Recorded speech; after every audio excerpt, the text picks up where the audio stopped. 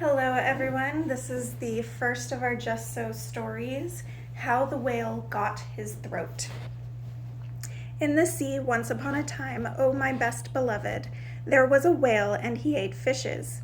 He ate the starfish and the garfish, and the crab and the dab, and the plaice and the dace, and the skate and his mate, and the mackerel and the pickerel, and the really truly twirly whirly eel.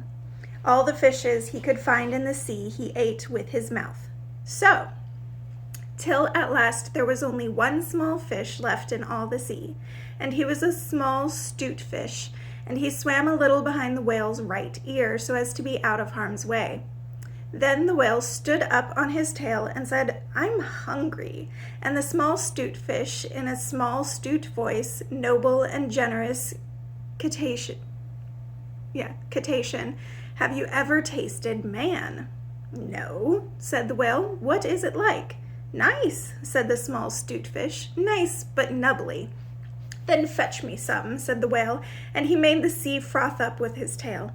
"One at a time is enough," said the 'stute fish. "If you swim to latitude 50 north, longitude 40 west, that is magic, you will find, sitting on a raft in the middle of the sea, with nothing but a pair of blue canvas breeches, a pair of suspenders. You must not forget the suspenders, my best beloved. And a jackknife, one shipwrecked mariner, who, it is only fair to tell you, is a man of infinite resource and sagacity." So the whale swam to latitude 50 north, longitude 40 west, as fast as he could swim, and on a raft in the middle of the sea, with nothing to wear except a pair of blue canvas breeches, a pair of suspenders. You must particularly remember the suspenders, best beloved. And a jackknife, he found one single, solitary shipwrecked mariner trailing his toes in the water. He had his mummy's leave to paddle, or else he would never have done it, because he was a man of infinite resource and sagacity. Then the whale opened his mouth back and back and back till it nearly touched his tail, and he swallowed the shipwrecked mariner, and the raft he was sitting on, and his blue canvas breeches, and the suspenders, which you must not forget, and the jackknife. He swallowed them all down into his warm, dark inside cupboards, and then he smacked his lips. So, and turned round 3 times on his tail. But as soon as the mariner, who was a man of infinite resource and sagacity, found himself truly inside the whale's warm, dark inside cupboards, he stumped, and he jumped, and he thumped, and he bumped, and he pranced, and he danced, and he banged, and he clanged, and he hit, and he bit, and he leaped, and he creeped, and he prowled, and he howled, and he hopped, and he dropped, and he cried, and he sighed, and he crawled, and he bawled, and he stepped, and he leapt, and he danced hornpipes where he shouldn't, and the whale felt most unhappy indeed. "Have you forgotten the suspenders?" So he said to the 'stute fish, "This man is very nubbly. Besides, he is making me hiccup. What shall I do?" "Tell him to come out," said the 'stute fish. So the whale called down his own throat to the shipwrecked mariner. "Come out and behave yourself. I've got the hiccups." "Nay, nay," said the mariner, "not so, but far otherwise.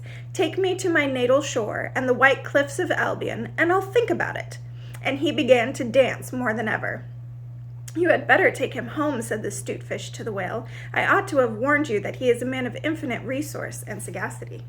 So the whale swam and swam and swam with both flippers and his tail, as hard as he could for the hiccups, and at last he saw the mariner's natal shore and the white cliffs of Albion, and he rushed halfway up the beach, and he opened his mouth wide and wide and wide, and said, "Change here for Winchester, Oshlot, Nashua, Keene, and stations of the Fitchburg Road." Just as he said "Fitch," the mariner walked out of his mouth.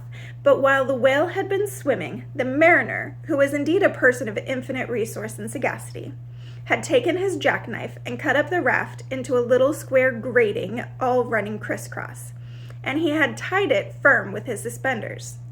Now you know why you are not to forget the suspenders. And he dragged that grating good and tight into the whale's throat, and there it stuck. Then he recited the following sloka, which you have not heard it which, as you have not heard it, I will now proceed to relate. By means of grating, I have stopped your aiding.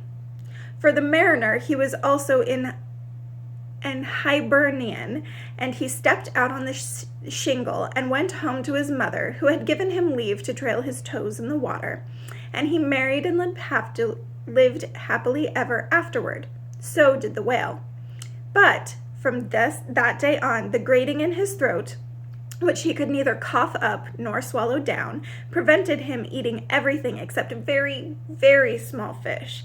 And that is the reason why whales nowadays never eat men or boys or little girls. The small 'stute fish went and hid himself in the mud under the door sills of the equator. He was afraid that the whale might be angry with him. The sailor took the jackknife home. He was wearing the blue canvas breeches when he walked out on the shingle. The suspenders were left behind, you see, to tie that grating with, and that is the end of that tale.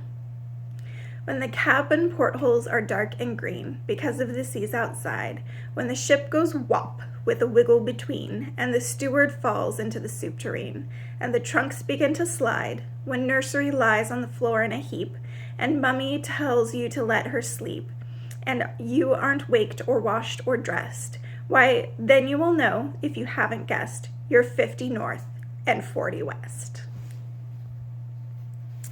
So that is how the whale got his throat.